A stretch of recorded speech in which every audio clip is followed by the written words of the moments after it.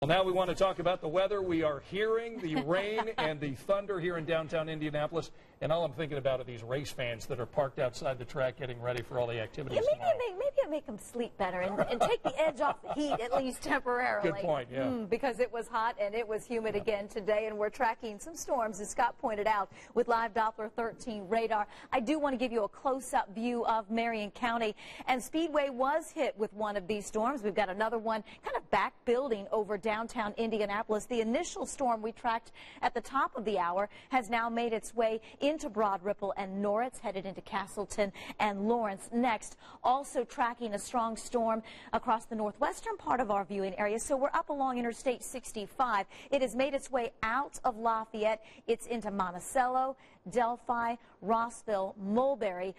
Flora, you will be next as this continues to track off to the north and east, eventually toward Logansport and Galveston. We tracked that one at the top of the hour, so this time around we'll put a track on the one that's in Marion County, and you can see the movement to the northeast. Where does this one go next? It'll be into Fishers at 11:22, Noblesville 11:30, Fortville 11:39, Lapel 11:45, Pendleton just before midnight, and just after midnight into Anderson. So this will move from Marion County into parts of Hamilton and Madison counties. A couple of storms locally, and this big complex that we think will eventually merge overnight and perhaps dive south and east late night into the early part of tomorrow morning. Something we're going to track closely. There is a severe thunderstorm watch for that complex of storms to our northwest. It does include northwestern Indiana until 1 a.m. We are anticipating these storms again to merge and dive to the south and east, impacting central Indiana over the next several hours. Storms a concern,